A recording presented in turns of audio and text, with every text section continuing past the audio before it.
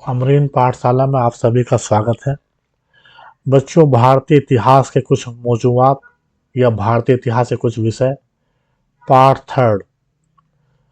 इसमें बच्चों part third में भी आपके 4 चैप्टर हैं। ये हमारा तीसरा चैप्टर यानी कि चैप्टर नंबर 11 चल रनिंग में है। इसकी आज सेकंड क्लास है बच्चों। इसमें हमारा टॉपिक है आज का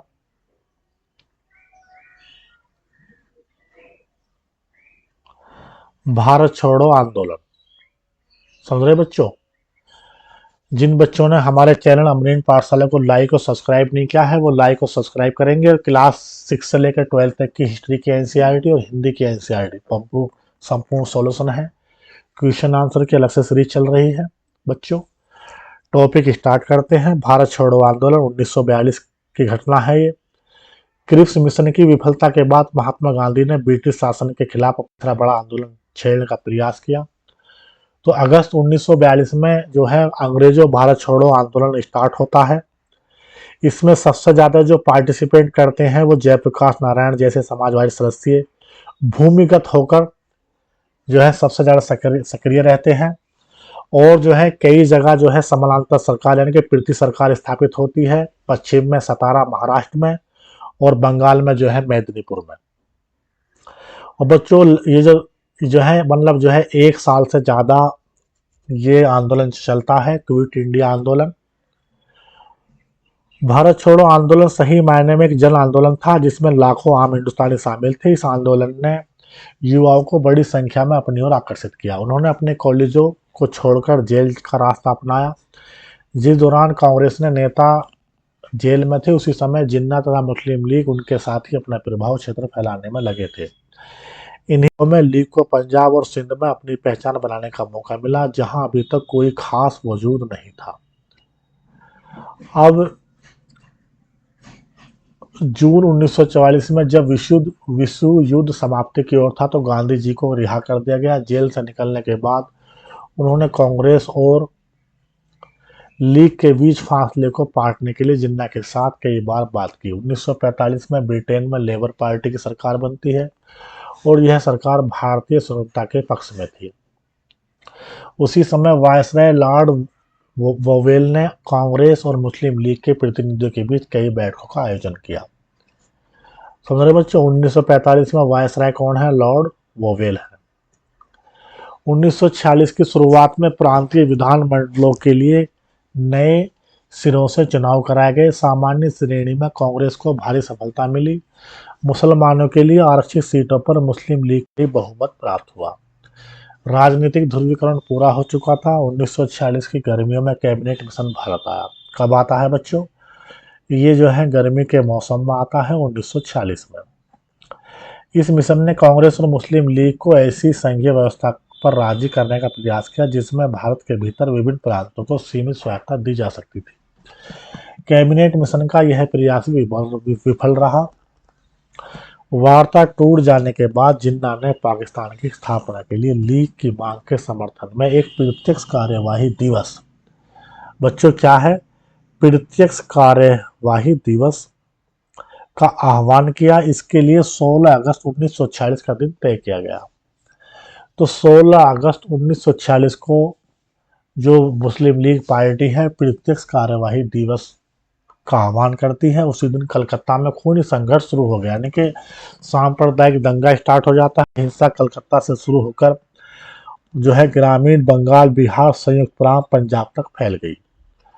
कुछ स्थानों पर मुसलमानों को तो कुछ अन्य स्थानों पर हिंदुओं को निशाना बनाया गया। फरवरी 1947 में वोवेल की जगह लॉर्ड माउंटबेटन को वायसराय नियुक्त किया गया। उन्होंने वार्ताओं के एक अंतिम दौर का आह्वान किया। जब सुलह के लिए उनका यह प्रयास विफल हो गया तो उन्होंने ऐलान कर दिया कि ब्रिटिश भारत को स्वतंत्रता दे दी जाएगी लेकिन उसका विभाजन भी होगा। औपचारिक सत्ता हस्तांतरण के लिए 15 अगस्त का दिन नियत किया गया। उस दिन भारत के विभिन्न भागों में लोगों ने जमकर खुशियां मनाई। दिल्ली में संविधान सभा के अध्यक्ष ने मोहनदास करमचंद गांधी को जो है राष्ट्रपिता कहा और जो आम लोग थे असेंबली के बाहर बड़ी खुशियां मनाते हैं। बच्चों यहाँ पे एक फिगर दिया गया है। इसमें जो है सरदार पटेल हैं और जो है जवाहरलाल नेहरू हैं। ये जो है महात्मा गांधी के साथ में डिस्कस कर रहे हैं।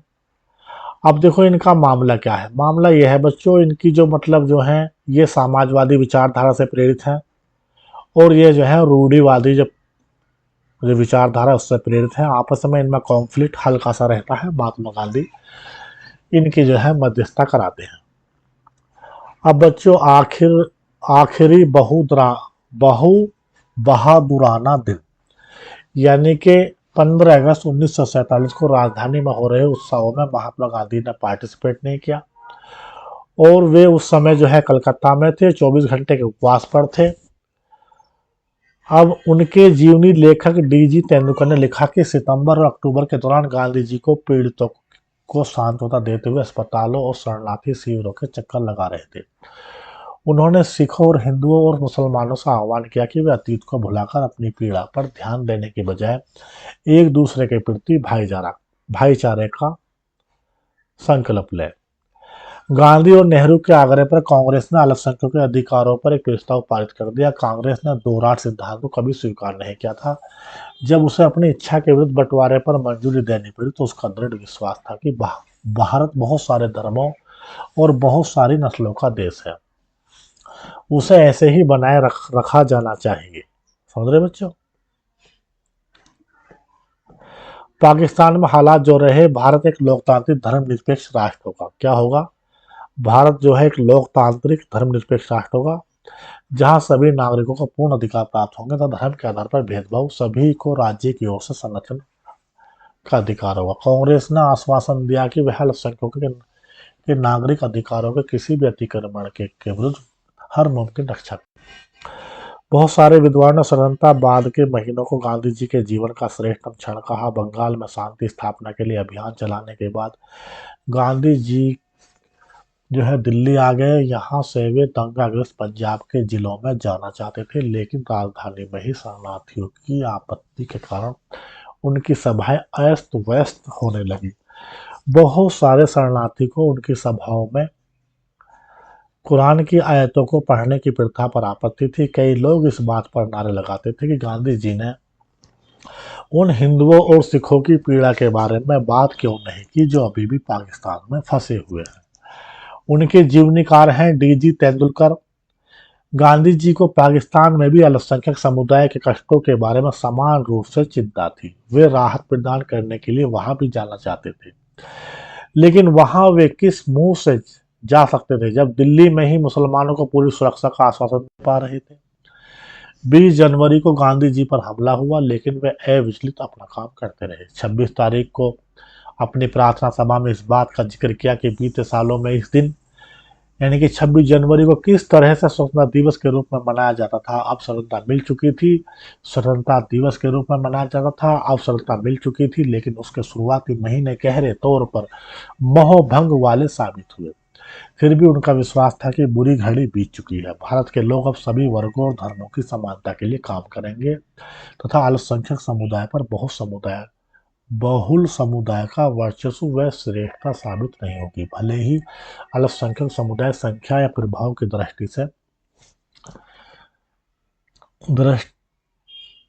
से कितना भी छोटा क्यों ना हो, उन्होंने यह आशा भी जताई कि यद्यपि भौगोलिक और राजनीतिक रूप से भारत दो भागों में बंट चुका है, लेकिन हृदय में हम सभी सदैव मित्र ही रहेंगे, एक दूसरे को मदद व सम्मान देते रहेंगे और शेष विश्व के लिए हम एक ही होंगे। गांधी जी ने स्वतंत्र और अखंड भारत के लिए जीवन भर युद्ध लड़ा।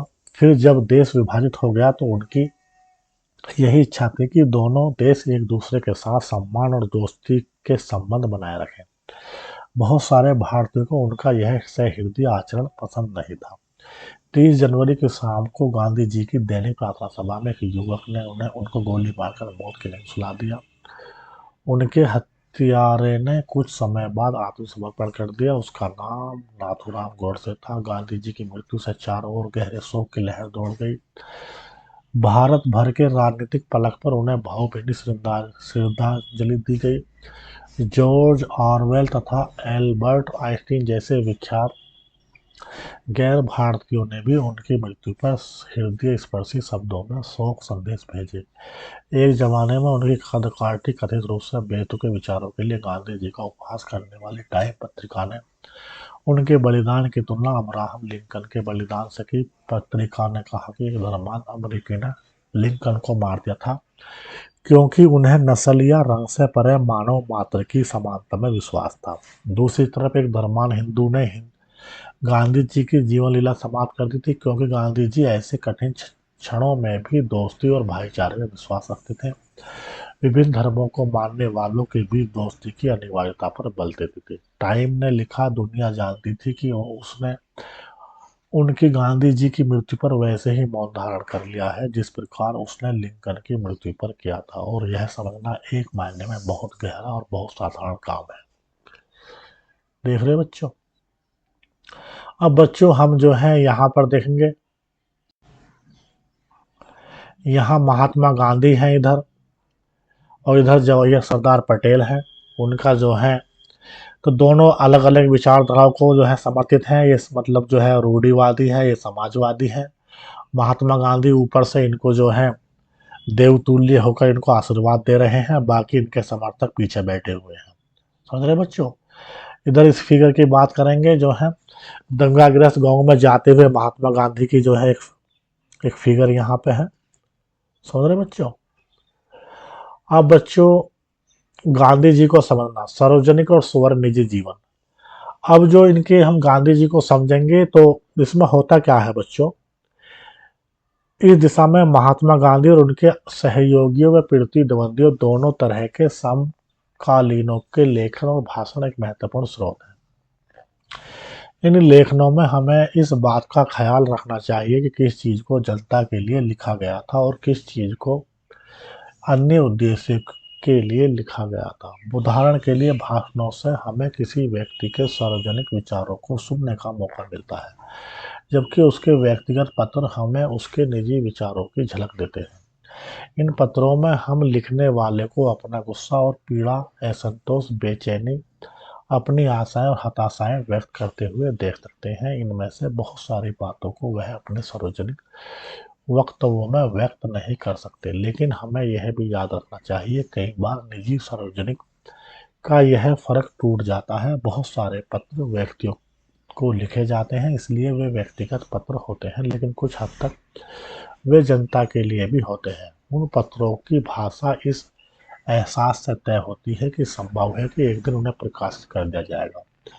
किसी पत्र के प्रकाशित हो जाने की आशंका के कारण बहुधा लोग निजी पत्रों में अपना मत सरलतापूर्वक व्यक्त नहीं कर पाते। महात्मा गांधी हरिजन नामक अपने अखबार में उन पत्रों को प्रकाशित करते थे जो उन्हें लोगों से मिलते थे। नेहरू ने राष्ट्रीय आंदोलन के दौरान उन्हें लिखे गए पत्रों का एक संकलन तैयार किया और उसे बंच ऑफ ओल्ड लेटर्स के नाम से प्रकाशित किया। एक घटना पत्रों के आईने में 1920 के दशक में जवाहरलाल नेहरू समाजवाद से लगातार प्रभावित होते जा रहे थे और 1928 में जब वे यूरोप की यात्रा से लौटे तो सोवियत संघ के प्रयोगों से गहरे तौर पर प्रभावित हुए। जब उन्होंने समाजवादियों जयप्रकाश नारायण, नरेंद्र देव, एन.जी. रंगा व अन्यों के साथ घनिष्ठतापूर्वक काम शुरू किया तो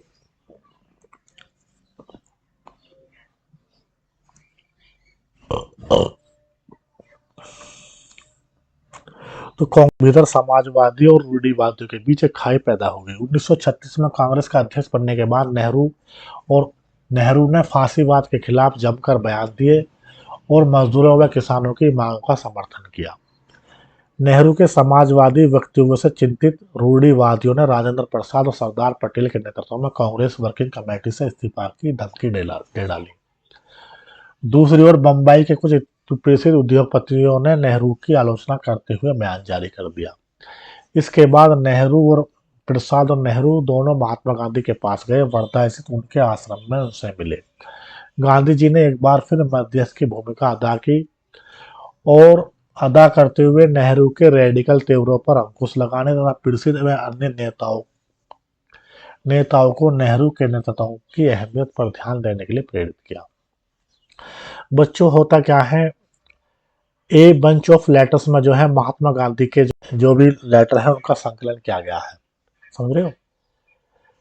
महात्मा गांधी भी जो उनका हरिजन नामक अखबार आता था उसमें अपने पत्रों को जो लोग उन्हें भेजते थे जो है उनको प्रकाशित करते थे। अब बच्चों यहाँ पे जो है कुछ लेटर दिए गए हैं, जैसे एक जो है 1 जुलाई 1936 को राजेंद्र प्रसाद ने लेटर लिखा है जवाहरलाल नेहरू को। ये ए बंच ऑफ लेटर से लिया गया है। एक दूसरा लेटर है जहां लेटर लिखा है जवाहरलाल नेहरू ने महात्मा गांधी जी को 5 जुलाई 1936 को। अब बच्चों एक ये तीसरा लेटर है, ये जो है महात्मा गांधी जी ने लिखा है जवाहरलाल नेहरू को। अब इसमें ये लिखा है 15 जुलाई 1936 को। ठीक है बच्चों। अब छवि गणना।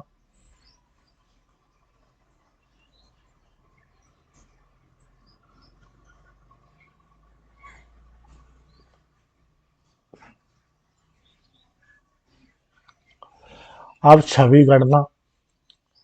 आत्मकथाएं भी हमें उस अतीत का ब्यौरा देती हैं जो मानवीय विवरणों के हिसाब से काफी समृद्ध है। समझ रहे बच्चों? अब ये आत्मकथाएं प्राय स्मृति के आधार पर लिखी गई होती हैं। उनसे हमें पता चलता है कि लिखने वाले को क्या याद रहा और उसे कौन सी चीजें महत्वपूर्ण दिखाई दी या वह क्या याद रखना चाहता था और वह औरों की नज़र में अपनी ज़िंदगी को किस तरह दर्शाना चाहता है। आत्मकथा लिखना अपनी तस्वीर के करने का तरीका है। समझ रहे बच्चों? अब पुलिस की नज़र में क्या है? औपनिवेशिक शासक ऐसे तत्वों पर हमेशा कड़ी नज़र रखते थे जिन्हें वे अपने विरुद्ध मानते थे। इस लिहाज से सरकारी रिकॉर्ड्स भी हमारे अध्ययन के लिए एक महत्वपूर्ण स्रोत हैं। उस समय पुलिसकर्मियों तथा अन्य अधिकारियों द्वारा गए पत्र तथा रिपोर्ट गोपनीय होती थी, लेकिन अब ये दस्तावेज अभिलेखागारों में उपलब्ध हैं जिन्हें कोई भी देख सकता है। आइए एक ऐसे स्रोत को देखें। 20वीं सदी के शुरुआती सालों में से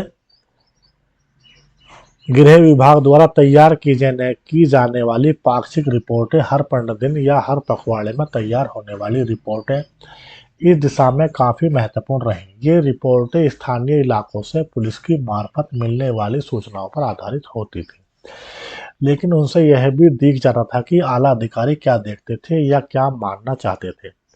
राजद्रोह और विद्रोह की संभावना मानते हुए भी वे खुद को इस बात का आश्वासन देना चाहते थे कि इन आशंकाओं का कोई आधार नहीं है। यदि आप नमक सत्याग्रह के समय की पाक्षिक रिपोर्टों को देखें तो पाएंगे कि गृह विभाग यह मानने को तैयार नहीं था कि महात्मा गांधी की कार्रवाई के प्रति कोई व्यापक जन समर्थन पैदा हो रहा था। रिपोर्टों में इस यात्रा को एक नाटक, एक करतब, ब्रिटिश शासन के खिलाफ आवाज उठाने के प्रति अनिच्छुक तथा शासन के अंतर्गत सुखपूर्वक जीवन व्यतीत कर रहे लोगों को गोल बंद करने की एक हताश कोशिश के रूप में प्रस्तुत किया जाता था। देख रहे बच्चों? अब बच्चों यहाँ पे जो है आप देखेंगे सविनय अवज्ञा आंदोलन के दौरान जो है जो कांग्रेस पार्टी के कार्यकर्ता है, वॉलेंटियर्स है, उनकी जो है भिड़ंत हो रही है पुलिस के साथ, अंग्रेजी हुकूमत की पुलिस के साथ, उसका फिगर है। और यहाँ पे गृह विभाग की पाक्षिक रिपोर्टें हैं जो अलग अलग दी जा रही हैं। मध्य प्रदेश में दी गई है, इसमें अलग अलग बच्चों दी जा रही हैं। इसका आप जो है खुद से अध्ययन कर लेंगे बच्चों। अलग अलग टाइम पीरियड के हिसाब से है बच्चों ये। अब अखबारों में मतलब जो घटना है वो अलग अलग हिसाब से बच्चों पब्लिश होती है। समझ रहे हो? यहाँ महात्मा गांधी का एक फिगर है बच्चों, इसे आप ध्यान से देखेंगे तो इसमें क्या है, महात्मा गांधी जो है बीच में है, यानी कि पूरा जो है जो आंदोलन चल रहा है आज़ादी का उसको मतलब मैन आदमी है, पूरे लीड कर रहे हैं सेंटर से। और चारों तरफ जो है ये हमारे जो है बाकी नेता हैं। ठीक है, जैसे सारे नेता इसमें हमारे हैं। आप अपने हिसाब से जो है इनको आप देख सकते हैं, पहचान करेंगे, आपकी जो है ये एक्सरसाइज भी हो जाएगी और आपको अच्छा भी लगा कौन सा नेता कहाँ पे है। ठीक है, जैसे एक दो मैं आपको बता देता हूँ। जैसे अम्बेडकर साहब ये रहे, सुभाष चंद्र बोस इधर हैं, खान गफ्फार खां हैं इधर देखो साइड में।